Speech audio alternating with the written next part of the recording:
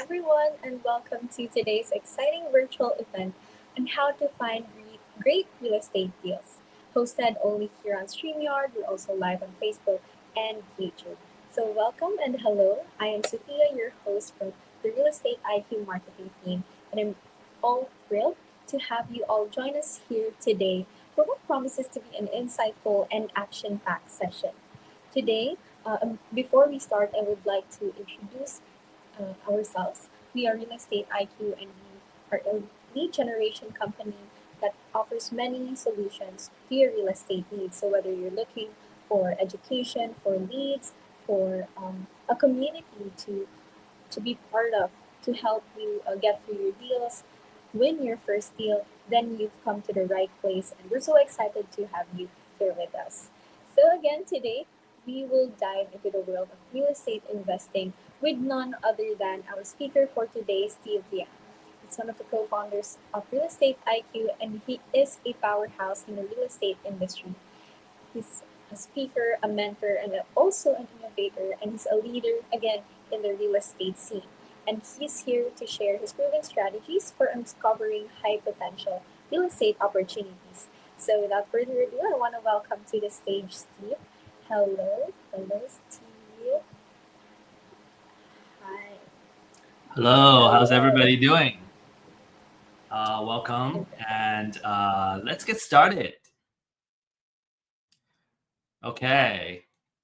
Well, first of all, I want to congratulate you for joining us and learn how you can take control of your investment and your financial future. So, we're probably all here because we know real estate investment it can be very lucrative if you know how to do it, right? The key words are how do we do it? And you probably personally know somebody who has invested in real estate and have made a big gain over time. They have made big profits, or they have built a substantial wealth through real estate. So the question is, how do we get into this real estate game? So we're going to learn a lot about the game and how do we make big profits. What are the ways to make these big profits? And a lot of details of how we do it. So first of all, a couple of success stories just to kind of show how lucrative real estate investment can be. Here we have a success story. I believe it's in Dallas. We're looking at $46,000 of profit. This is in Carrollton, which is, I believe, it's in Dallas County, the part of Carrollton that's in Dallas County. The other one is in Dallas, $85,000 in profit. Some people make that much in a year, right? In a yearly salary, or maybe some are, it could be an aspirational number for some folks. So in just one deal, you can potentially make this much. So the natural question is, how do I find these deals and how can I make money from these deals? So we're going to talk about all these, and we're going to dive in detail today. So my promise to you is that at the end of this webinar, you'll understand how you can find great deals. You understand the formula that you use to identify the deals. From a kind of experience standpoint, if you're a new investor, this is a really good place. You can get knowledge and get it started. Actually, we just had a last module and a couple of questions that we have, which is about, how do I make sure that I'm giving an offer, or am I gonna figure out what is a good deal? So we'll be addressing that. And if you're an experienced investor, you want to know how to generate leads and you want to look for new ways to find deals and generate leads, this would be a really good place too. From an exit strategy, finding deals is the start of everything, right? Lead generation. So wholesale, fix and flip, buy and hold, it all applies. So just a reminder, I have found that turning off notification and distraction is a big part of productivity and focus. And so just want to encourage you to do that. And also use the chat to introduce yourself. I have found that the folks that get connected and stay connected during classes, they tend to do more business over time together. And so make sure you're taking advantage. You're already here. You're spending the time here. So just make the most out of your time in this class. Okay, so make quality connections. So disclaimer, we show this in all our webinars, is that, this is for educational purposes only, right? Make sure you always do your due diligence before making any investment decisions. We don't offer any advice in investment, financial, or legal. All right, a little bit of background. I'm an executive partner of Real Estate IQ, and over the years, I think just through doing and building the business, I would say my strength is probably more in the marketing side and the data side. My background is in science and engineering, and I was always interested in real estate. And I have family who have, I guess, thrived back in the days in real estate. So I always thought, okay, how do I get into real estate? Because if you're doing the right thing in real estate, you can generate a lot of cash flow, and it could be a really good way of making a good living and also making a difference in your community. The problem I found was that in real estate, it's hard to find knowledge. Just in real estate in general, I remember buying my first property as a homestead. I learned a lot from the real estate agent that I was working with. But it's very hard to find that information online or elsewhere. Even to today, it's still difficult, and it's harder for real estate investments. Right? It's a kind of niche place. You got to know where to look for it. And you're in the right place because you found it. I also found that for data and technology, it's hard to do that, find that for real estate investments. It's been getting a little bit better, but I think there's still a way to go. And also, it's hard to find mentors and fellow entrepreneurs to connect with, especially during the COVID time. We were kind of segregated socially, and it was just difficult to connect with people. So that's why we established Real Estate IQ to bring the knowledge, right? Webinars, classes. We also have paid workshops that you can take advantage of, and where we do deep dive in certain topics like fix and flip or buy and hold type of strategies. Real Estate IQ, our core product, is the deal finding data, so you can use it for your lead generation purposes. And finally, we are here to establish a community, right, to really kind of offer the support, because sometimes you got the knowledge, you got the tools and the data, but there are places where we just we get stuck. Sometimes it's a very, very small thing, but if we don't know how to do it, we just don't know. And so having that mentor and coaches that we can easily connect with and ask for help, I find that tremendously valuable. I have certainly benefited from that myself. Sometimes it's just like, okay, how do I fill out this section of a contract? If you've never done it before, you just don't know. And having somebody that walk you through it is just so valuable. Very, very appreciative of all the help I have personally got. And so we also want to offer that to you. All right, so that's kind of the background of real estate investments, and what we're looking at, what we're offering. And so now let's dive into the real estate deals, right? What are great real estate deals? Okay, so we have like two main agenda today.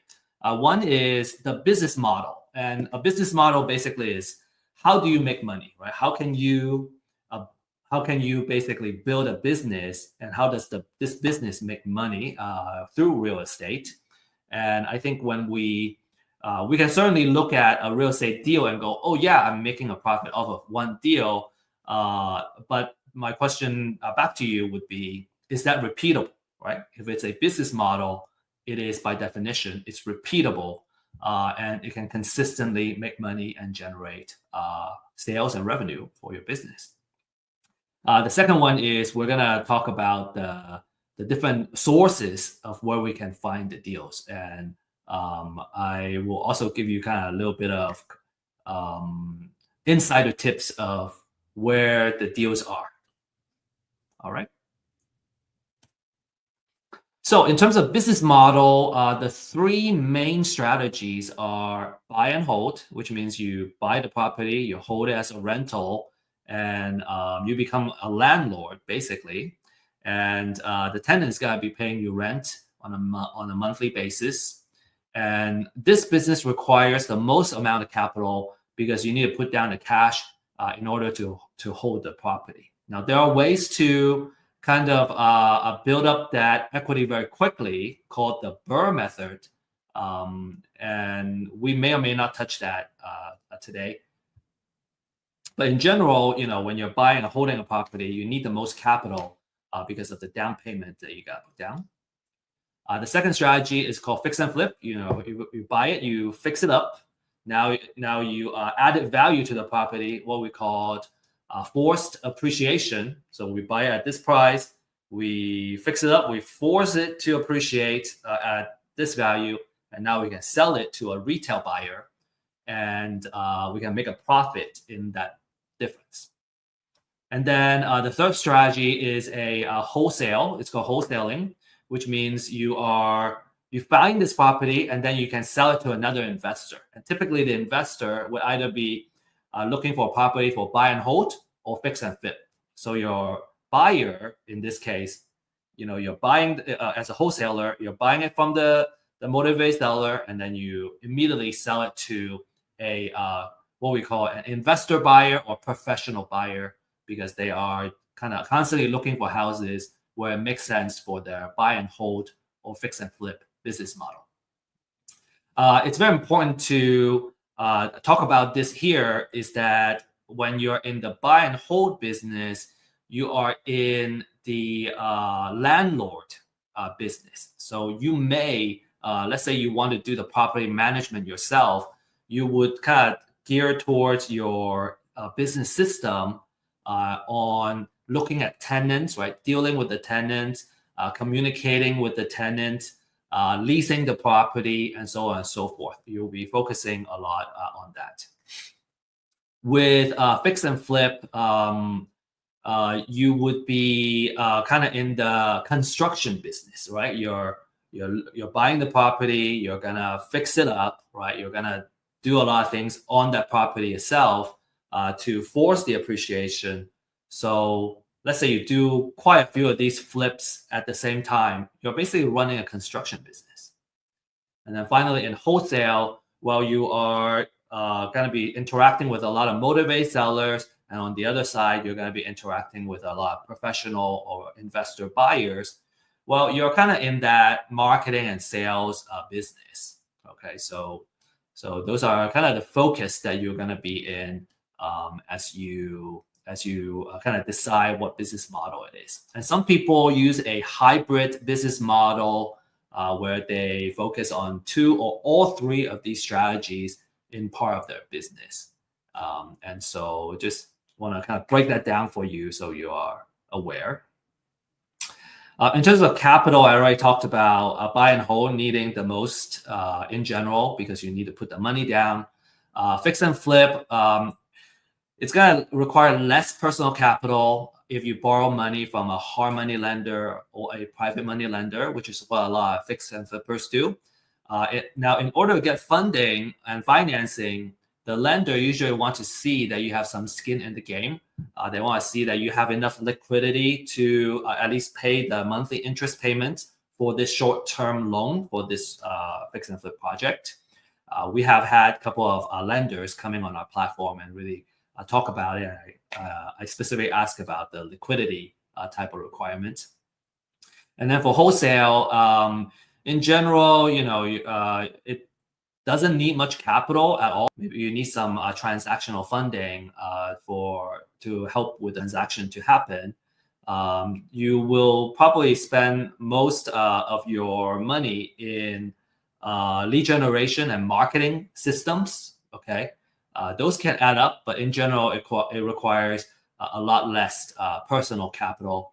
This is a very popular strategy for folks that are just getting started or they're young.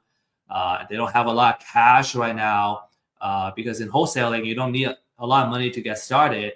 And typically you get 7,000. I've heard an average deal you can make about $10,000 just by finding the property, putting it under contract, and then turning around and selling it to a professional buyer. So now let's look at some numbers. Okay, for buy and hold, a very important rule of thumb is called the 1% rule. And we always use the 1% to calculate the offer price, okay, for single family properties. So the 1% rule basically says that if I buy this property and I can rent it out for 1% of how much I buy on a monthly basis, then it would be a good deal. So it's just a very kind of rudimentary, preliminary rule, general rule of thumb, right? Because when I see a house that's say $150,000, I go, okay, can I rent it out for $1,500 a month? Right? It's a very easy way to kind of run the calculation. Now, in order to make it fit, right, to come up with that offer price that fits a 1% rule, we just need to do a little bit of kind of that manipulation where let's say I can find out what the market rent is, the market rent is, and let's say in this case, it's $2,500 a month, right? So in a big metro area, $2,500 can be very normal, or maybe even on the lower end. In the more rural area, this rent can be a little more than people are used to paying. So it all depends on your local area. So let's say the rent is $2,500. So I multiply that by 100, right? Because I want that 1%. And so now I come up with the number, which is 250,000. And now let's say I need to fix up this house, and it's gonna cost $20,000 to, put paint, a new carpet, all that stuff in place. Then when we subtract that from the 250, then I would know that my distress offer is $230,000. So in other words, if I kind of go from the bottom to the top, is if I buy at 230, I add the repair cost. So now my entire kind of out of pocket or entire spend is 250,000. So then if I can rent out for 2,500 a month, then it's a good deal, right? I can cover everything. Now, obviously, if I can buy it at less than 230,000, that's even better. But I want that 1% I wanted to meet that 1%, so I'm in a good place. So the next slide, we're going to talk about that 2,500, kind of break it down a little bit to go, okay, this is why we need that 2,500 to be a decent deal. Another thing to kind of to look at here is that I put a wholesale fee here of $0. So for a wholesaler, right? Let's say I'm trying to sell it to a buy and hold investor. Well, I know the investor is gonna offer at most 230. That means if I want to make $10,000 here, then when I buy it directly from the seller, I want to mark it down by another 10,000. So I will offer 220,000 and make my 10K, and then the buy and hold investor will enter at 230 plus the rehab, and then that's how all that math will work out. All right. I think I will have some further examples in there. Okay, so this is just an example. Okay, so for that $2,500 per month, it needs to go somewhere. We are not pocketing where we cannot pocket everything, but it makes sure that we have enough monthly cash flow to make this worthwhile. So in this example, right, let's say the mortgage is $1,200. Right, there's also property taxes, there's insurance, there's HOA and maintenance and all that stuff. So when we subtract everything, then a monthly cash flow is $575 on a monthly basis. So that would be a good example, right? Because we already factor in that 1% rule. Now I have a cool monthly cash flow, just sitting there and kind of making money for me. A couple of things that you want to kind of pay a little more attention to when we go a little bit deeper is that if you hire a property manager, they're going to take some of that cash flow. And then if there's some repairs, maintenance, again, we kind of have this already accounted for here in this calculation. But when we're talking about $500, $600 on a monthly cash flow, that's a pretty good deal.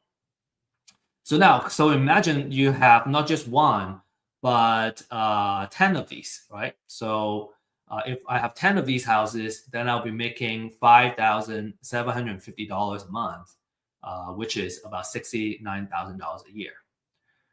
If it's 20 houses, it's 138,000. So that's a really good way to kind of make money, letting your properties working for you.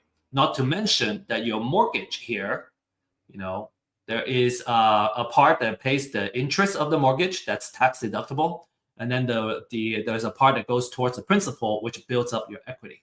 So there's also, in addition to kind of that cash flow, there's also kind of additional benefits in the buy and hold. And like I said, you're in the landlord business. You either be working with a property manager or you're going to be property managing yourself, dealing directly with tenants, and you'll be paying a lot of attention about getting the place leased at all times, right? The vacancy can kill your profits. So you want to make sure that you have a good occupancy. You want to make sure the place is leased and constantly producing and generating cash flow. So vacancy and tenant quality are typically the two key things that you want to watch out for, because if you don't, it can eat up your profits. Okay. And we have, I personally have had experience where vacancy takes away, it's like a property sitting vacant for like 5 months, and now for the year you get a loss. Okay, so really kind of pay attention to that. So really stress that buy and hold is a great wealth generator. So if you can find a good deal, you can afford to hold on to it. Many things are working for you to help you build wealth. Number one is the cash flow. We just kind of talk about that. The second one is that you have appreciation, and it can hedge against inflation. You have the natural appreciation, which is the property value naturally goes up. On average, I have heard from a builder that in the United States, since the I forgot, maybe like for the past 70 years or something, don't quote me on that. The entire United States, on average, has been appreciating by 3% per year. And that's the entire United States. Some metro area where it's growing faster, maybe doubling that. So you might have seen your property, if you have been holding properties, that the value has doubled in like 10 years, right? We have that rule of 72 to come with that. If it doubles in 10 years, then you're looking at about like 6%, 7% of yearly appreciation. So that's natural appreciation.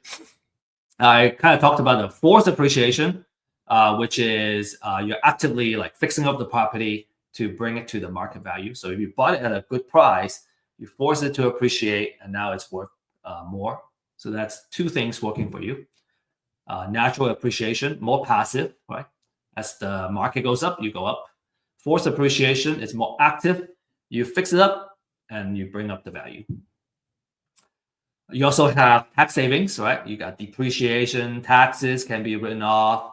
You can also write off operational expenses in the property. And then finally, I kind of talked about that, which is the loan pay down, right? So as you pay more and more towards the principal, your equity gets built up, and then now you own the property, say outright, and And now, every single month you just have free cash flow, basically, that you don't have to pay any more mortgage of if it's already paid off.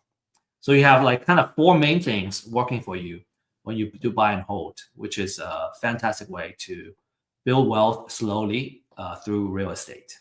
A lot of people love that.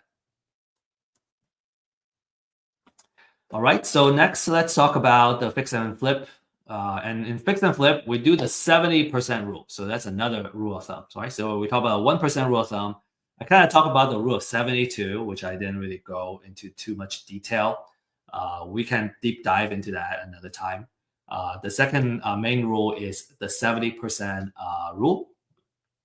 Okay, so for the 70% rule, you use the 70% rule to calculate the offer price. So what that means is, well, I want to only put in as much as 70% into the property because I need that 30% to pay for all my other costs and still make a profit. That's basically what it is. So if I know what the after repair value, which is the market value after the house is all fixed up, if I know it's $500,000, I take 70% of that, and that would give me $350,000. And let's say in this example, the repair budget is going to cost $70,000. So we subtract all that stuff, and our distress offer would be $280,000. I talked about the 30%, so let me give you an example of what the other 30% could be. In this example, okay, so 30% of the 500,000 is 150K, but we don't pocket all of that, okay? There's also all kinds of costs that goes into the just cost of doing business, and but we'll still be looking at a decent enough profit, okay? So in this case, there's closing cost, there is holding, right? So every day there is insurance.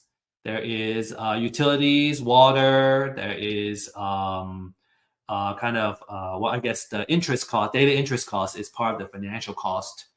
So all of those kind of adding up will. So you as a fix and flipper, you want to manage your cost, and I think in general is by reducing your holding costs by making sure that your project doesn't run a long time, because the longer it takes, you're going to have a higher holding cost, and then your financial cost is going to be more as well if you got the funding from either private lender or hard money lender. But then you still have a very decent sized profit at the end of the day, and that's a short-term gain. It's a fantastic return for just one project. So if you just do one or two projects at this kind of a number on a yearly basis, that's already a pretty good place you want to be. Obviously, if you do one per quarter, now you might be making more than a regular salary.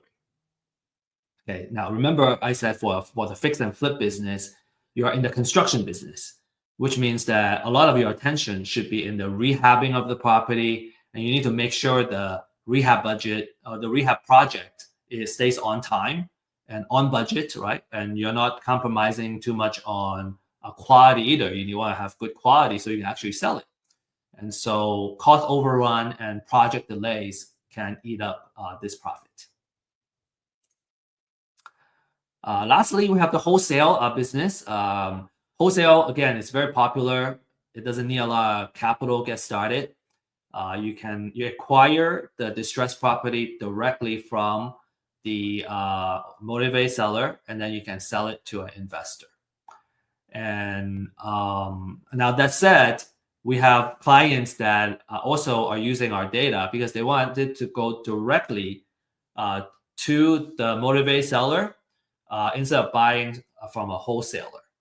So you just want to be aware that in this case, you're kind of right. You're saving the wholesale cost to you don't have to pay a wholesaler, but now you're also kind of adding that marketing operations in your business to acquire deals. So you're in the marketing business. If you're a wholesaler, you'll be paying a lot of attention in marketing and acquiring the property. and also disposition, right? Because you gotta know the your client, which is your investor, the investor that's gonna buy your property, and so you're gonna kind of basically you acquire the property from the motivated seller, and then you're gonna match it with the investor that fits in their buy box. This is let's see. A lot of investors start out kind of buying deals from the wholesalers, and then over time, as they gain more experience, they go, well, maybe I can do my own marketing, and I can reduce my cost of acquisition, and they can basically you're acquiring the property directly from the motivated sellers. And it could be a really good strategy if you want to control your deal flow, because now you can manage your pipeline. You can kind of predict how many deals you can get on a regular basis. And you don't have to kind of acquire the deal from somebody else and maybe kind of compete with another investor to buy the deal. You can also kind of pick and choose the best deals to keep for yourself. And then, you can wholesale to, say, another investor. Okay, so just really quickly, kind of the math of as a wholesaler, what you would make. If you recall the example that I had before, the distress offer was 230 if I'm a buy and hold investor. But as a wholesaler, because I want to make that $10,000 fee, I would drop that distress offer a little bit more to kind of make that wholesale fee.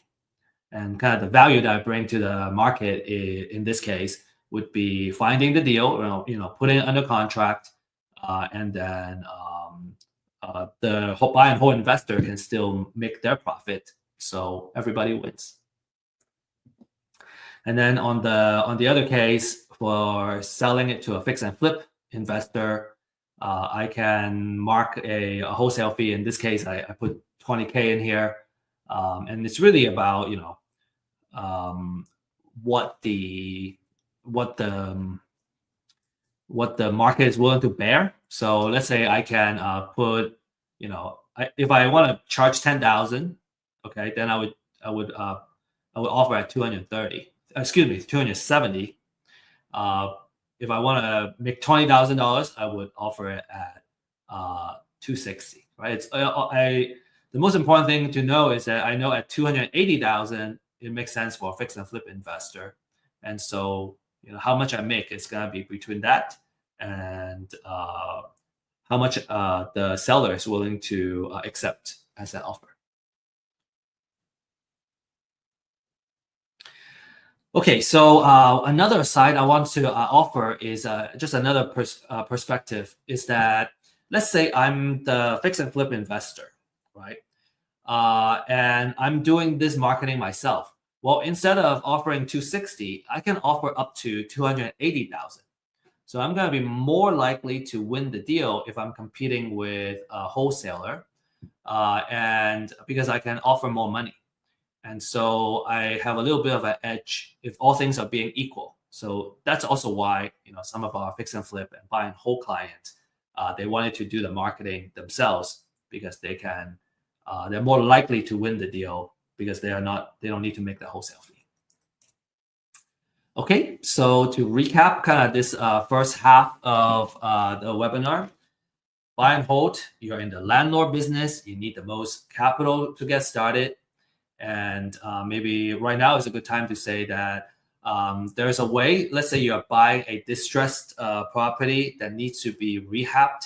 The strategy is called a BRRRR method, BRRRR. You buy, you rehab, you rent it out, and then you refinance, and then you repeat. So when you're doing that, then it requires less kind of personal capital to do the buy and hold. So pay attention to that BRRRR strategy. We have material that talks about what BRRRR is. We actually have an ebook about BRRRR, and you're welcome to look for that and download that on our website. The fix and flip business, okay, you're in the construction business. You're going to be managing contractors. You're going to be looking for the project, making sure it's on time, it's on budget, and you can sell the finished product at the after repair value. Okay, and then wholesale, you're in the marketing business. It's about how many leads you can reach out to, and also closing the deal, and then turning around and finding a buyer for this particular property. So you can make your wholesale fee. All right. Okay. Here is the secret. Okay, this is the I wouldn't say a more important part, but this is certainly a really important part, which is what are the secrets of finding great deals, right? All the business model talk is great, right? But how do we put that into action? How do we find the deals? Because when I find the deal, I can make the profit. So it's all about finding that deal.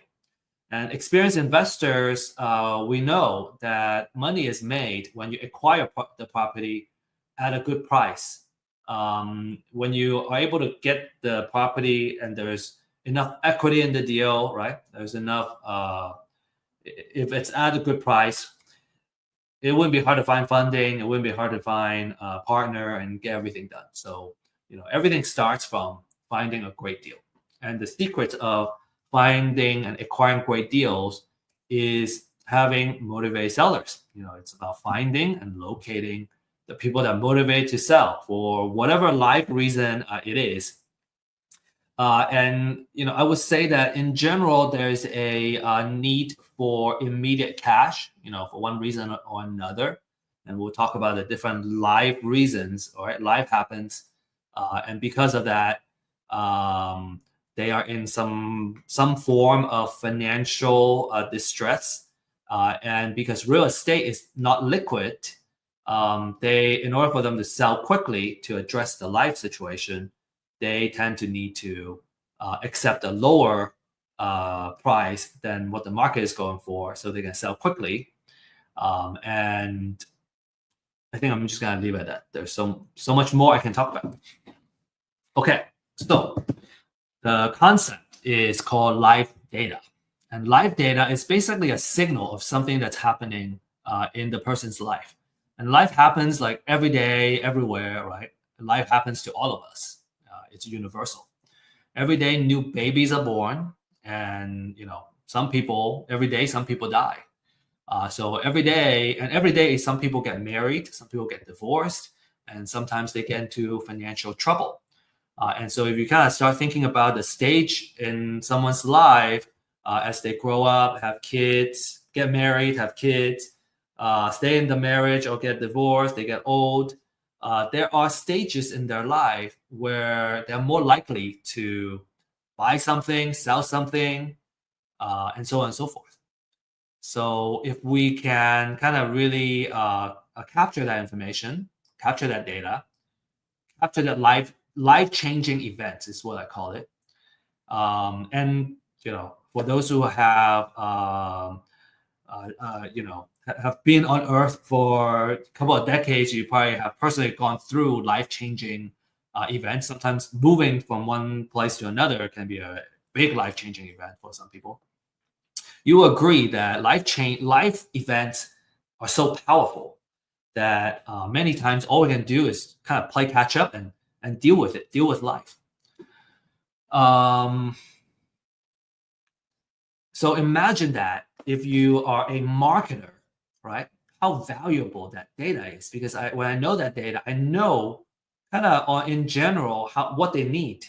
And so if I know this person is about to get married, I can kind of predict that maybe they're already looking to buy another house, or in a couple of years, they're going to be upsizing, and then they're going to want to buy another house and probably move from, let's say they were living in the city before, they're going to want to move to a bigger place in the suburbs. And so, just kind of in general, in theory, right, the different products and services that you can offer them is tremendous, right?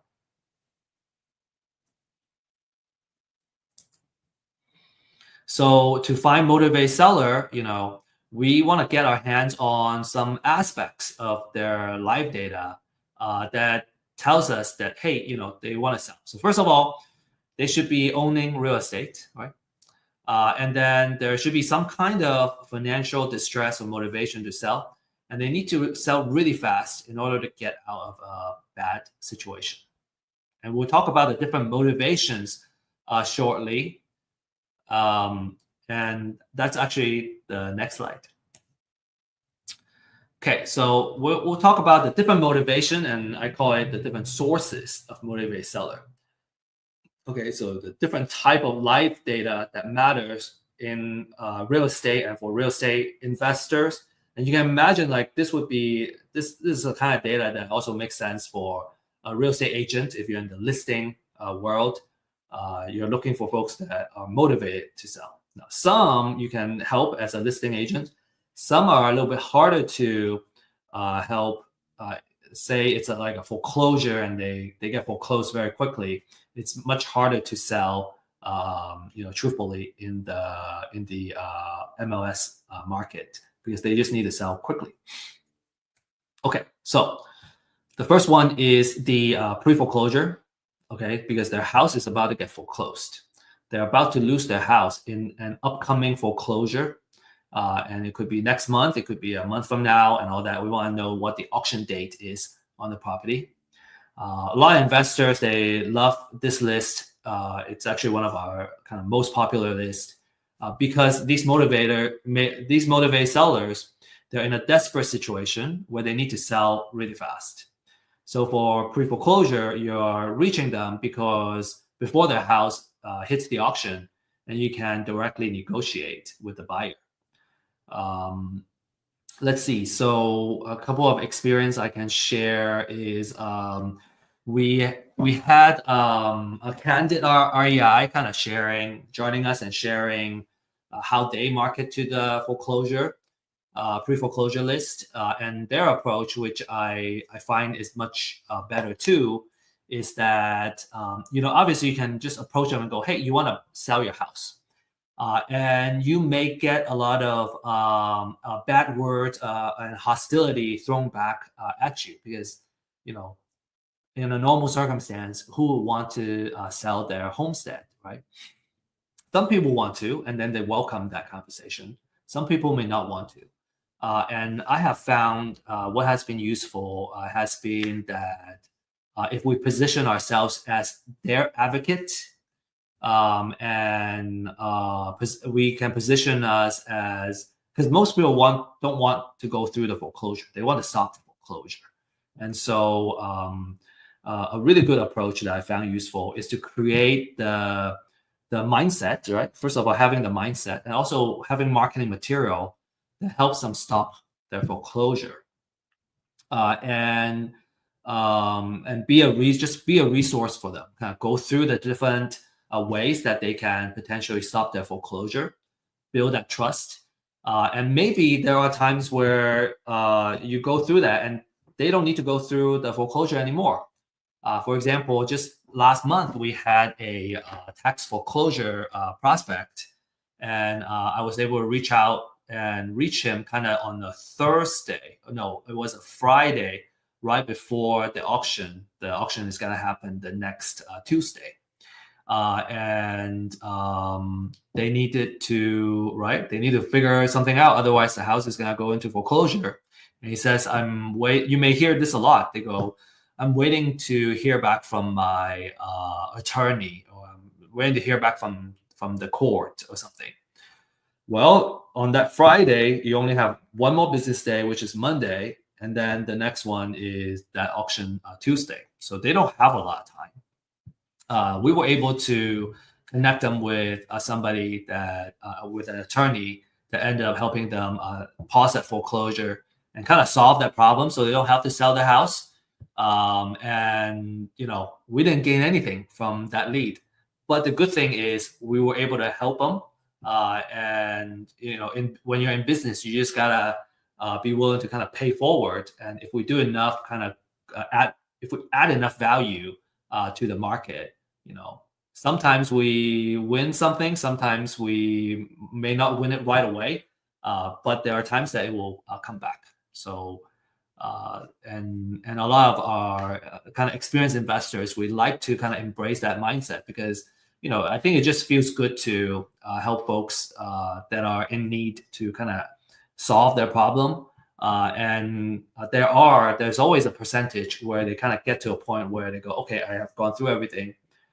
There's no other option. I have to sell to someone. And if we have been just so valuable and we are able to build that trust, we're gonna kind of be that person to acquire that property. And I really prefer to be in that position than trying to take advantage of someone else's situation.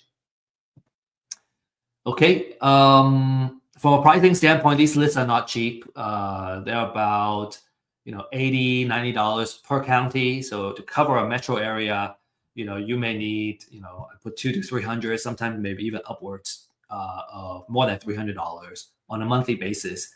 And you don't have to mine this information, right? This is kind of public information, to be honest. But you don't need to spend all that time to find the information and do the research that you need. $200 to $300 is actually a really good price to get into this. So for Real Estate IQ, we have a disruptive pricing that we'll be sharing kind of at the end of this webinar, just to make sure that we are offering really, really awesome data to help you get started and find success in the real estate investment game. All right, the next one is called the appointment of substitute trustee. And what this is that a lot of savvy investors, they like to reach out to the property owner before they hit the foreclosure list. And when we look at the foreclosure process, what happens is when a lender wants to start the foreclosure process, a national lender will typically name a local trustee before filing for foreclosure, before filing for that foreclosure paperwork. So the appointment of substitute trustee is de facto a signal that the house is going to go into foreclosure. So that's why we call it a pre-foreclosure. By targeting these homeowners, what you do is you get more time to market to them and build trust. And it could potentially give you a leg up over your competition. You could be the first person that reaches out to somebody that is going to eventually go into foreclosure. We have a very popular class. It's called The Secret of Building an Endless Deal Flow, that focuses on how to put together a marketing campaign and building a consistent pipeline for deals. And if you're interested in kind of, building, learning more about marketing and nurturing leads and all that, which is, very fitting to this type of leads, I would highly recommend that class. Okay, next we have probate. So heirship and guardians are all kind of related to this category. So what happens is if someone owns real estate property and they pass away, and they will end up leaving the property to their heirs. And if there is a will in place, it will go into probate. If there's no will in place, it will go into an affidavit of heirship. And when it comes to kind of the handling of the estate, well, the house is an inheritance, right? Maybe there are a couple of potential motivations. It could be that there's enough equity in the house. They just want to cash out and kind of pay for other things in their life. It could be that the house is sitting there, it's not generating money right now, right? It's vacant. Grass is growing. It's a headache to maintain the property. It could also be where there is a estate tax that needs to get paid. So they will end up needing to liquidate the real estate property in order to pay for all the taxes and expenses that has to do with dealing with the estate. This is a very, very lucrative type of lead, and the market is about $3. Some may even charge $5 for every one lead, because they're so lucrative. A lot of experienced investors, they love probate because there tend to be a lot of equity in the house.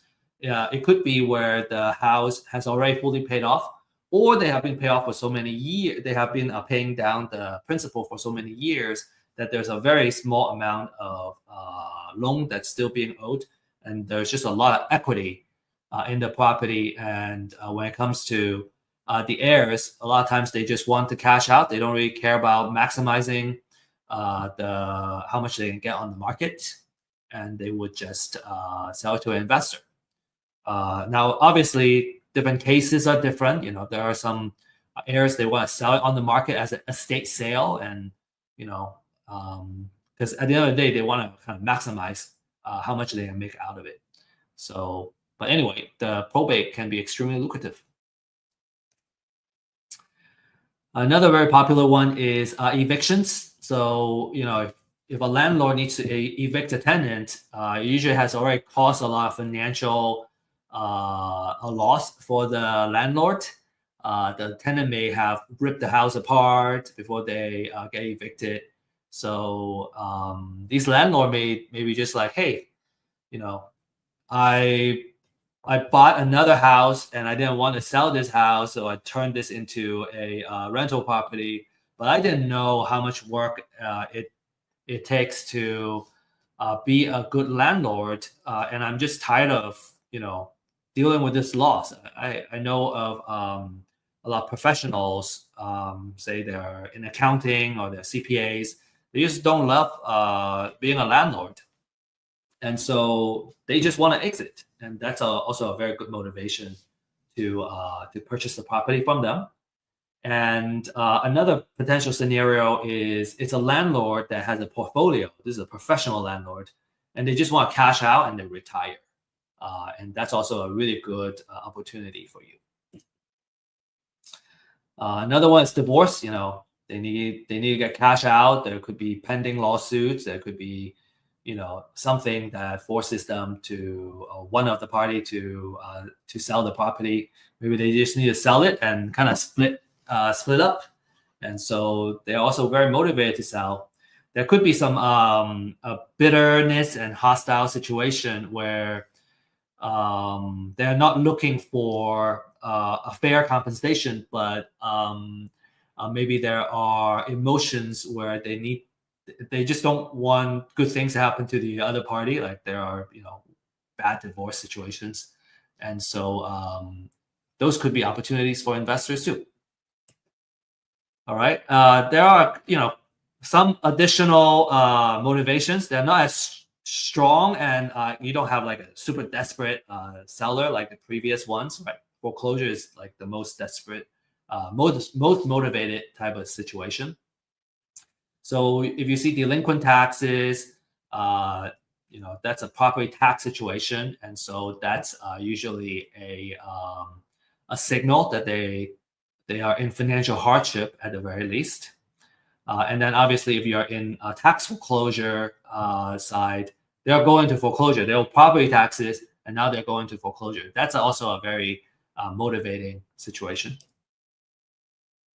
And then you have kind of some other signals. You have a tall grass code, right? If you don't maintain your grass and your lawn and the grass grows really tall, well, the city may come and write you up, and then now you have a tall grass code violation.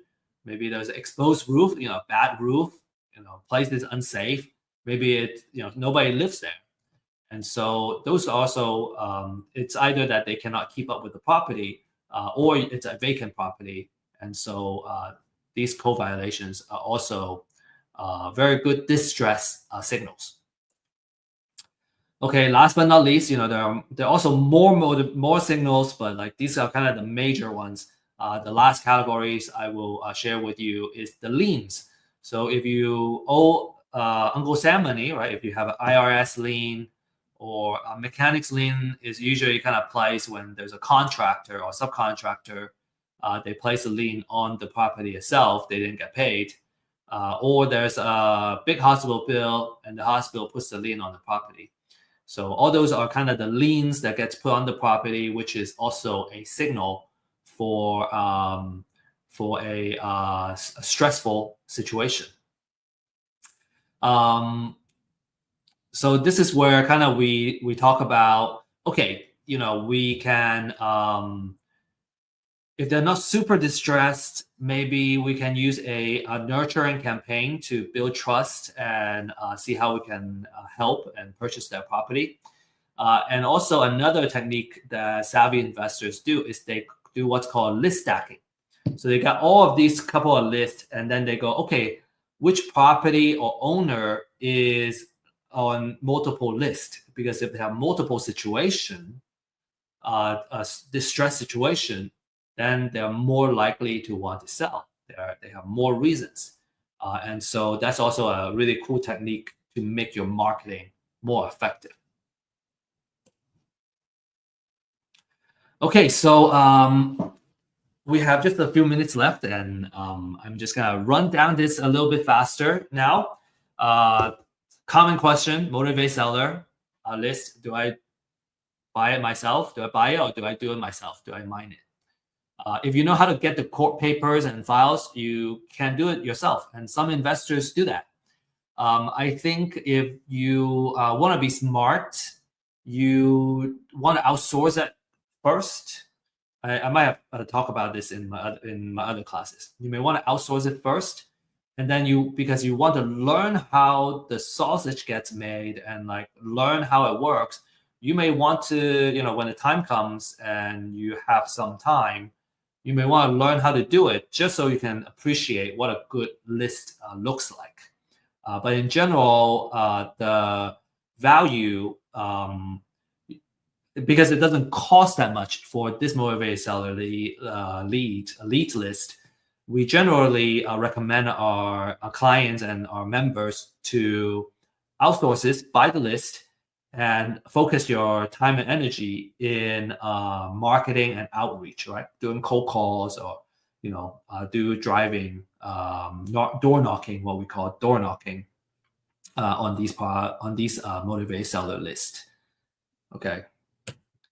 I would say that for low value activities, right, you want to outsource as much as possible. Okay, so foreclosure, showing you how you can do it. You can Google your county name and then put notice of sale, and then you should be able to find that.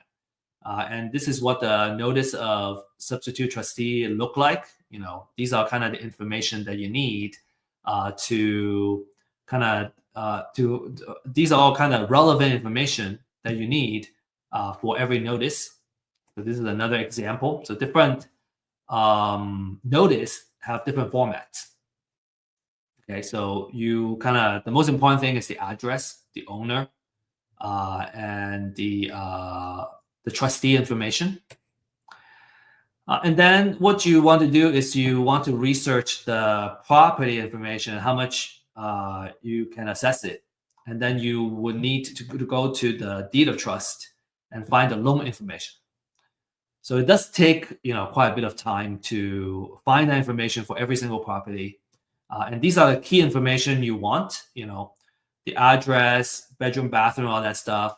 And on the right side, you have the financial information, the equity percentage, how much loan, what kind of loan it is. All those are like kind of the data that you want before you start working on the information.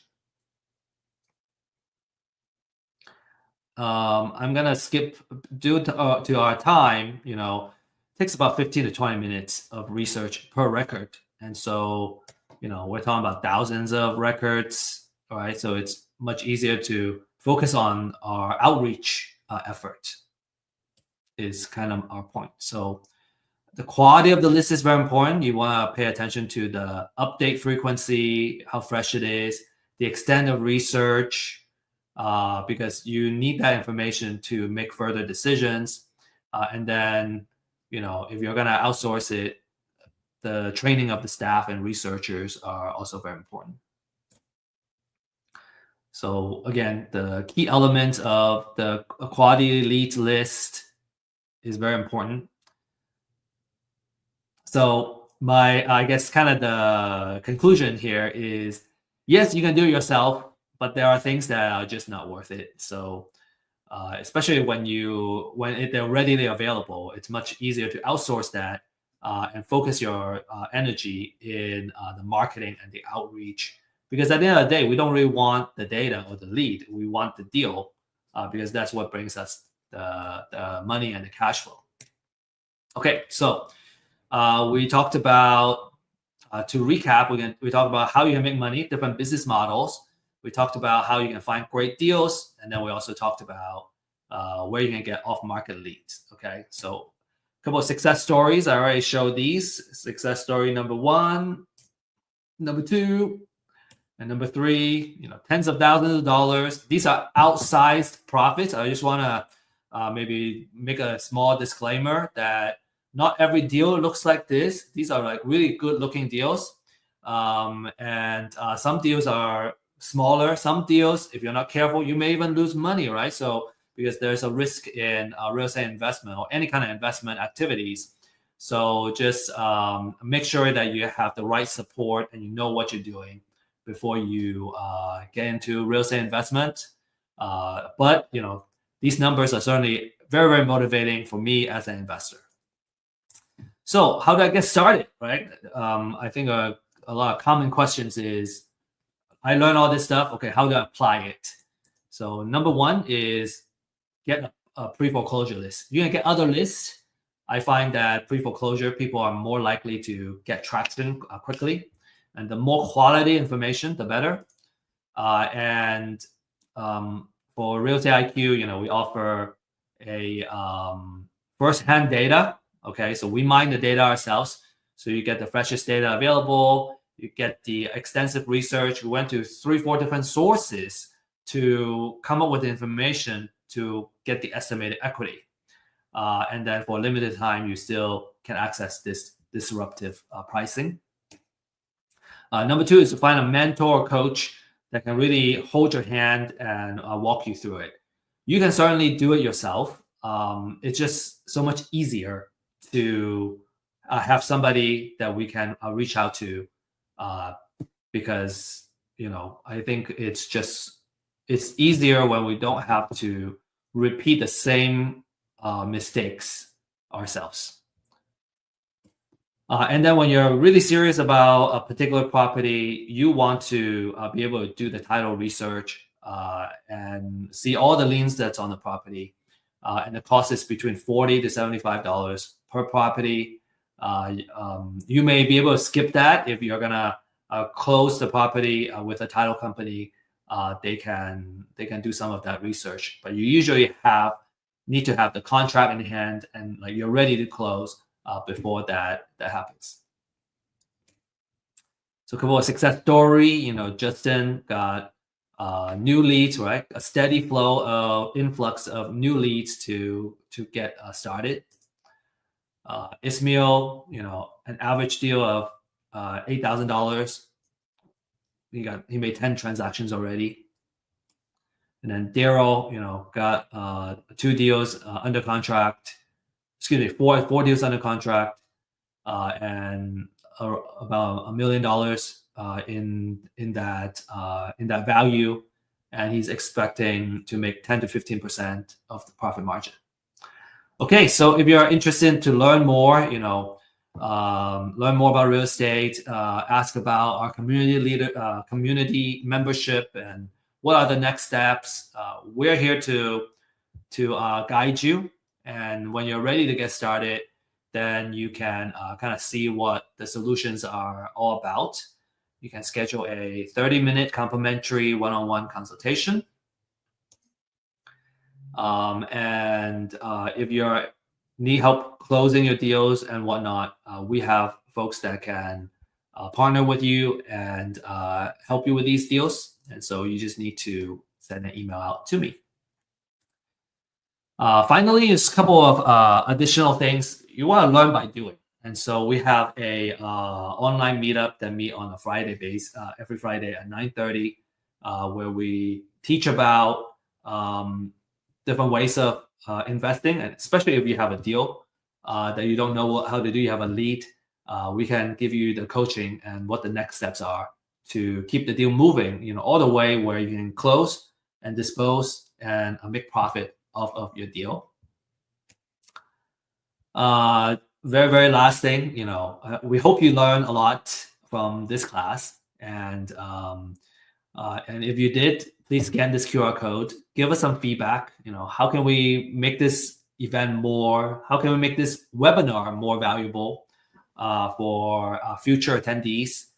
And for filling this out, we will also give you a special gift.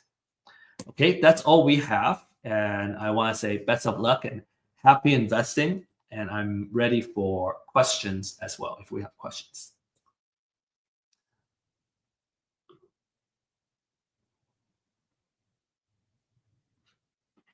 All right. We have a couple of questions here. Okay. Some recommendation ask. Tracy is asking, can you repeat again what we can do as an investor? I have low capital, just starting. I would say wholesaling, it would be a good way to get started. It doesn't require a lot of capital. You do need a small amount of marketing budget on a monthly basis, and you want to budget, I would recommend 6 months, okay, 3 to 6 months. So let's say you have $500 every month to kind of invest into this, right, to build your marketing, and you also need your time, right?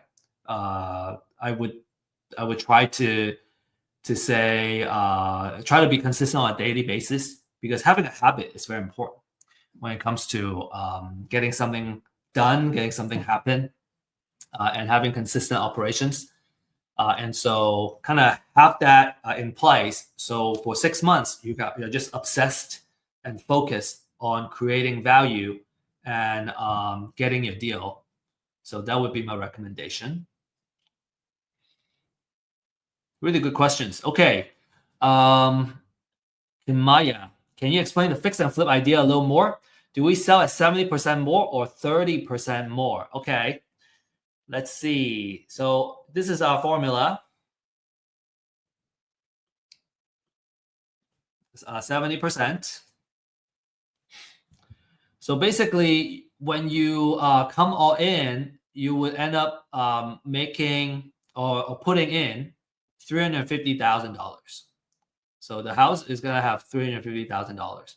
You're gonna sell it at $500,000. So you're gonna be selling it.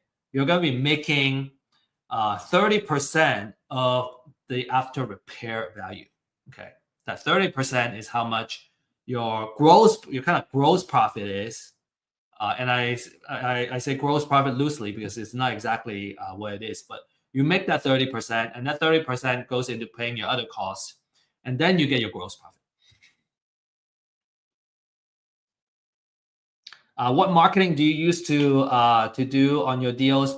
We are using cold call. So basically, what we do is we sign up for the premium plan that has phone numbers, and also comes with email addresses. So that helps us do the outreach of phone calls and also emails. Some people use mass texting as an outreach. I have also used Facebook ads, and those help. Okay, Craig asking, does forced appreciation still work even though the community is not attractive for investors? Does forced appreciation still work? If the community is not attractive to investors, I think that's pretty broad comments, Craig. I would say if it's not attractive if the community is not attractive, is it one investor? Or do you talk to 100 investors and they all say no? Because if that's a no, that would probably mean nobody wants to live there, and the market value is not worth it, right? There's no market value. Usually, your after repair value is based on what houses are selling for in that area, and that's a very it should be an updated market data. And so when that happens, then you have the market value, and then I would say forced appreciation should work. If it's a good deal, an investor should find it attractive. Okay, there's a question about distress offer. Okay, so what's a distress offer? It would when we say distress offer, there's another term called maximum allowable offer. and it's basically the same thing. It's how much we offer to the owner who are distressed, right? Because if they really want to sell at top of the market, they can fix it up themselves. They can sell it in this case at $500,000, but they don't have the cash to fix it up, right? And they're distressed. They need to sell fast, and so that's what we mean by a distressed offer. All right. Okay. So I hope y'all learn a lot. And again, appreciate your questions and you joining us. We do have another event coming up, and that's next Thursday, same time. We have a different format for Ask Me Anything. We have AJ Page joining us, and AJ is a very successful wholesaler. He's from California. I think he hasn't spoken on our platform yet. And so really excited to have him here. He has done a lot of deals in and all kinds of kind of investment strategy. So come prepared if you have questions about creative offers, title, any kind of deal related questions, how to close deals, what are the best software tools to use for your wholesale business. What are the best lead gen techniques? AJ and I have been kind of talking, and we have exchanged a lot of ideas. And he has gave me a lot of tips too on what he's been doing. So I hope you're gonna learn a lot from him next week. Okay, so it's gonna be at 11 a.m. Central Time, basically same time next Thursday, and that's all we got. So appreciate you guys and have a great rest of the day and have a good weekend. We'll see you next week. And remember, if you're really interested in the deal side, tomorrow at 9:30 a.m. Central Time, we have our MAP online meetup. So we can talk about the actual deals and how do we deal with the deals. Okay. All right. Have a great day.